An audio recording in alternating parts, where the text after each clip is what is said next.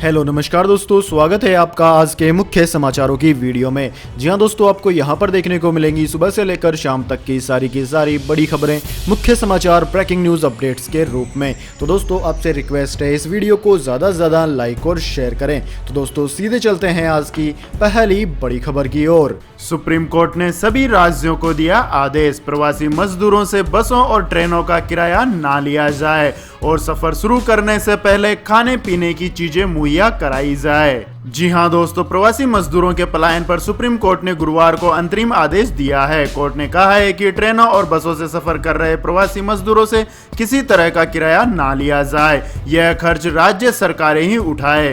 Court ने आदेश दिया है कि फंसे हुए मजदूरों को खाना मुहैया कराने की भी व्यवस्था राज्य सरकार की ही है। इस मसले पर अगली सुनवाई अब 5 जून को होगी। तो दोस्तों सुप्रीम कोर्ट का यह आदेश प्रवासी मजदूरों के लिए कितना लाभदायक होगा, कमेंट करके अपनी राय दें। इसके बाद दोस्तों जानते हैं अगली बड़ी खबर। कर्नाटक ने 5 राज्यों से आने वाले विमानों, ट्रेनों और वाहनों पर लगाई रोक। जी हां दोस्तों, कर्नाटक ने महाराष्ट्र, गुजरात, तमिलनाडु, मध्य प्रदेश और राजस्थान से आने वाले विमानों, ट्रेनों और वाहनों पर रोक लगा दी है। आपकी जानकारी के लिए बता दें दोस्तों, यह 5 राज्य इस महामारी से सबसे ज्यादा संक्रमित हैं। महाराष्ट्र में इस महामारी के मरीजों की संख्या 58,000 के पार हो चुकी है, जबकि तमिलनाडु में इस महामारी के करीब 19,000 संक्रमित मिल चुके हैं।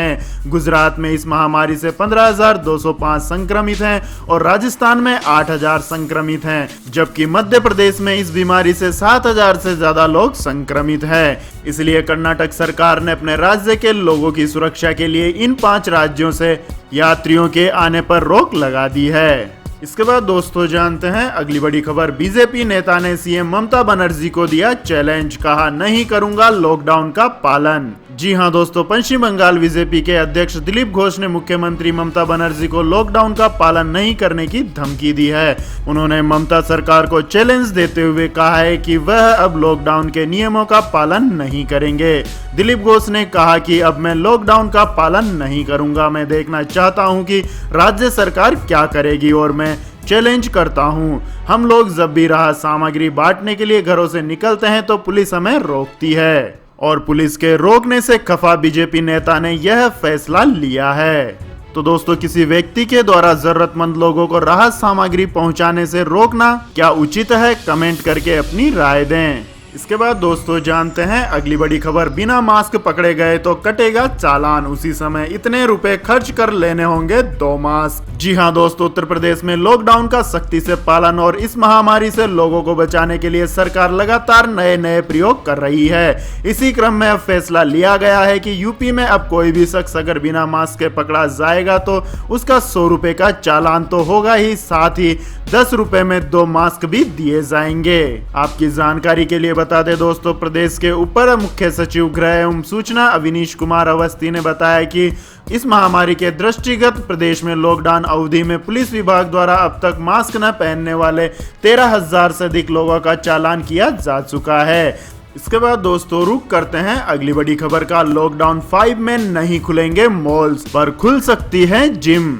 जी हां दोस्तों, देश में इस महामारी के कारण चल रहे लॉकडाउन का चौथा चरण 31 मई को खत्म होने जा रहा है। इसके खत्म होने से पहले ही कैबिनेट सेक्रेटरी राजीव गौबा ने ऐसे 13 जिलों के म्युनिसिपल कमिश्नर और जिला मजिस्ट्रेट से बात की है जहां देश के इस महामारी के 70% मामले हैं। केंद्र सरकार के अधिकारियों ने कहा है कि इस बैठक में कैबिनेट सेक्रेटरी ने जिन इलाकों में अधिक मामले हैं ऐसे कंटेनमेंट जोन को सील करने पर जोर दिया है और राज्यों से 1 जून से लागू होने वाली रणनीति पर सुझाव लिए हैं। लॉकडाउन 5 में सरकार मंदिरों और जिमों को खोलने की इजाजत दे सकती है। गोवा और कर्नाटक सरकार ने होटल और हॉस्पिटलिटी सेक्टर खोले जाने को लेकर भी रुचि दिखाई है।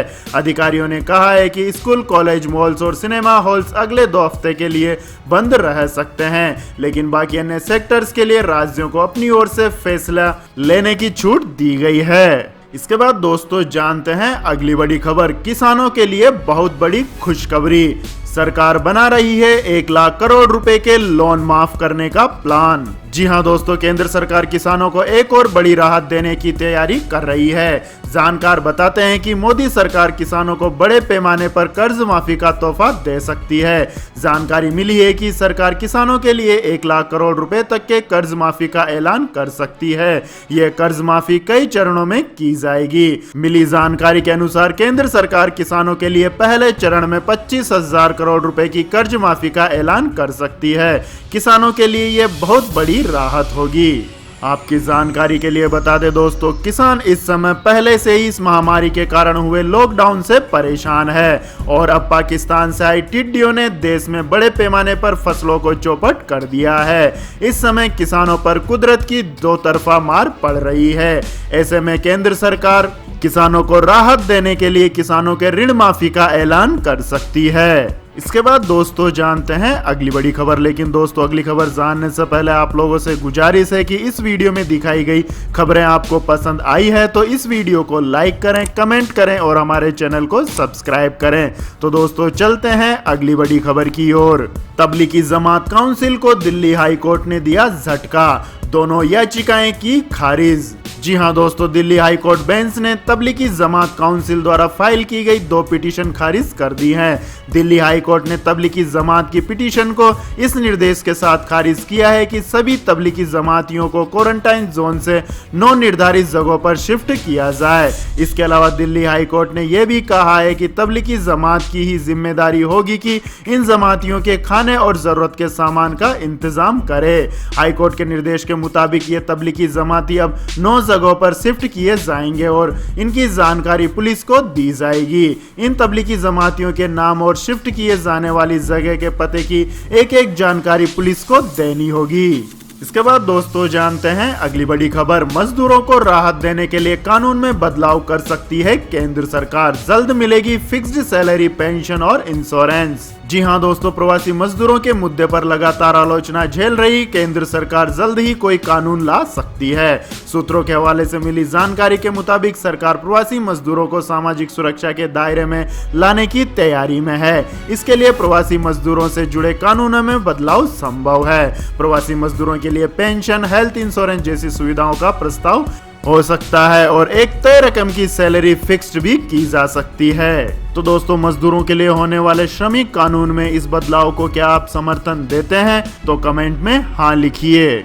इसके बाद दोस्तों जानते हैं अगली बड़ी खबर। भारत ने ट्रंप का प्रस्ताव ठुकराया, कहा चीन से शांतिपूर्वक तरीके से सुलझाएंगे सीमा विवाद। जी हां दोस्तों, लद्दाख में वास्तविक नियंत्रण रेखा पर चीन की ओर से भारतीय जमीन पर अतिक्रमण करने के बाद दोनों देशों के बीच गतिरोध बरकरार है। उधर अमेरिका के राष्ट्रपति डोनाल्ड ट्रंप ने भी भारत और चीन के बीच सीमा विवाद सुलझाने के लिए मध्यस्थता करने का प्रस्ताव दिया है। इसी बीच भारत ने साफ कर दिया है कि चीन के साथ भारत मुद्दों को शांतिपूर्वक तरीके से निपटाएगा। अमेरिका का हस्तक्षेप इसमें स्वीकार्य नहीं है। आपकी जानकारी के लिए बता दें दोस्तों, भारत और चीन के बीच वास्तविक नियंत्रण रेखा पर शांति और सौहार्द बनाए रखने के लिए 1993 से ही 5 समझौते लागू हैं। दोनों ही देश मामलों को सुलझाने के लिए इन पर काम कर रहे हैं। इसके बाद दोस्तों जानते हैं अगली बड़ी खबर। चीन ने पास किया विवादित हांगकांग सुरक्षा कानून, ट्रंप की धमकी का नहीं हुआ कोई असर। जी हां दोस्तों, चीन ने हांगकांग को लेकर विवादित राष्ट्रीय सुरक्षा कानून पास कर दिया है। अमेरिका के राष्ट्रपति डोनाल्ड ट्रंप ने हांगकांग में लोकतंत्र समर्थक लोगों को दबाने वाले इस कानून की आलोचना की थी। उन्होंने सख्ती से प्रतिक्रिया देते हुए कहा था कि यह लोकतंत्र की मांग करने वालों को कुचलने जैसा है। हालांकि चीन ने उनकी आलोचनाओं की परवाह नहीं करते हुए कानून को पास कर दिया है। चीन की नेशनल पीपुल्स कांग्रेस, जिसे चीन की रबर स्टैंप विधायिका कहा जाता है, ने नए कानून के ड्राफ्ट को 2878 मतों से मंजूरी दे दी है। गुरुवार में बीजिंग में हुए एनुअल सेशन में इसे मंजूरी दी गई। इस दौरान 6 सदस्य गैर हाजिर रहे। चीन के अधिकारी कुछ ही हफ्ते में हांगकांग में नया कानून लागू कर सकते हैं। इसके बाद दोस्तों जानते हैं आज के मौसम समाचार। IMD ने जारी किया अलर्ट, भारत में अब 1 जून को दस्तक देगा मानसून। जी हां दोस्तों, मानसून की पहली बारिश 1 जून के आसपास दक्षिणी तट के माध्यम से भारत में प्रवेश करने की संभावना है। मौसम विभाग ने गुरुवार को कहा है कि 4 महीने पड़ने वाली बारिश भारत के लिए बहुत महत्वपूर्ण है, क्योंकि हमारे देश की अर्थव्यवस्था कृषि पर निर्भर है। भारत के मौसम विभाग ने एक बयान में कहा है कि मानसून की शुरुआत के लिए मौसम की स्थिति 1 जून 2020 से अनुकूल होने की संभावना है। पहली बारिश केरल में 1 जून को आ सकती है। आईएमडी ने पहले उम्मीद जताई थी कि मानसून 6 जून को पहुंचेगा, लेकिन साइक्लोन के बाद से कुछ जगहों पर दबाव कम होने की वजह से यह जल्दी पहुंच रहा है। भारत में लगभग आधे खेत बिना किसी सिंचाई के चावल, मक्का, गन्ना, कपास और सोयाबीन जैसी फसलों को उगाने के लिए वार्षिक जून सितंबर की बारिश पर ही निर्भर करते हैं। इसके बाद दोस्तों जानते हैं अगली बड़ी खबर। जून में 5 रुपए प्रति लीटर तक महंगे हो सकते हैं पेट्रोल डीजल के दाम। जी हां दोस्तों, लॉकडाउन खत्म होने के बाद जून में पेट्रोल डीजल की खुदरा कीमत में 5 रुपए तक की बढ़ोतरी हो सकती है। इसका कारण यह है कि सरकारी तेल विपणन कंपनियां लॉकडाउन के बाद फिर से ईंधन की कीमतों में रोजाना के आधार पर बदलाव की योजना बना रही है। देश में इस वायरस के संक्रमण सामने आने के बाद लंबे समय से पेट्रोल डीजल की कीमतों में रोजाना आधार पर बदलाव नहीं हो रहा है। आपकी जानकारी के लिए बता दें दोस्तों, आज दिल्ली में पेट्रोल की कीमत 71 रुपए 26 पैसे प्रति लीटर है, जबकि डीजल की कीमत 69 रुपए 39 पैसे प्रति लीटर है। इसके बाद दोस्तों जानते हैं अगली बड़ी खबर। सोने चांदी की कीमतों में बड़ा बदलाव, जाने आज के ताजा भाव। जी हां दोस्तों, गुरुवार 28 मई को सोने चांदी की कीमतों में भारी बदलाव देखने को मिला है। 10 ग्राम 24 कैरेट सोना 468 रुपए महंगा होकर 46,758 रुपए पर पहुंच गया, जबकि बुधवार को यह 46,290 रुपए पर था। वहीं चांदी का भाव भी 735 रुपए की बढ़ोतरी के साथ 47,735 रुपए प्रति किलोग्राम पर पहुंच गया है। इसके बाद दोस्तों जानते हैं अगली बड़ी खबर। सिर्फ 10 मिनट में मिलेगा पैन नंबर, वित्त मंत्री ने लॉन्च की इंस्टेंट पैन सर्विस। जी हां दोस्तों, केंद्र सरकार ने पैन कार्ड बनवाने के नियमों को और आसान कर दिया है। अब एक क्लिक पर आपको पैन नंबर मिल जाएगा। गुरुवार को वित्त मंत्री निर्मला सीतारमण ने औपचारिक रूप से इस सुविधा को लॉन्च कर दिया है। अब पैन नंबर लेने के लिए सिर्फ आधार की जरूरत होगी और 10 मिनट में आपका पैन आपके पास होगा। इसके बाद दोस्तों जानते हैं अगली बड़ी खबर। उइगर मुस्लिमों से भेदभाव के खिलाफ कानून बनाने के लिए बिल पारित, जिम्मेदार चीनी अधिकारियों का किया जाएगा वीजा रद्द। जी हां दोस्तों, अमेरिकी संसद ने चीन में उइगर मुसलमानों से भेदभाव के खिलाफ कानून बनाने के लिए बिल पास किया है। इस कानून के तहत जिम्मेदार अधिकारियों पर प्रतिबंध लगाया जा सकेगा। यह बिल बुधवार को बहुमत से पारित हो गया। बिल पास करने के लिए हुई वोटिंग में इसके पक्ष में 413 वोट पड़े, जबकि विरोध में महज 1 वोट पड़ा। अब इस बिल को राष्ट्रपति डोनाल्ड ट्रंप के पास साइन के लिए भेजा जाएगा और उनके साइन करते ही ये कानून बन जाएगा। आपकी जानकारी के लिए बता दें दोस्तों, चीन के सिंजियांग राज्य के सुदूर पश्चिमी क्षेत्र में उइगर मुसलमानों के साथ अत्याचार की रिपोर्टें कई बार सामने आई है। यहाँ पर उइगर मुसलमानों को बढ़ी हुई दाढ़ी और ज्यादा बच्चे होने के कारण नजरबंद शिविरों में भेजने का भी खुलासा हुआ था। इसके बाद दोस्तों जानते हैं अगली बड़ी खबर। अयोध्या में राम मंदिर निर्माण पर पाकिस्तान की बौखलाहट, दे रहा है बेतुका बयान। जी हां दोस्तों, पाकिस्तान ने अयोध्या में बाबरी मस्जिद स्थल पर राम मंदिर का निर्माण शुरू करने के लिए भारत की आलोचना करते हुए कहा है कि यह दर्शाता है कि देश में मुसलमान कैसे हाशिए पर रखा जा रहा है।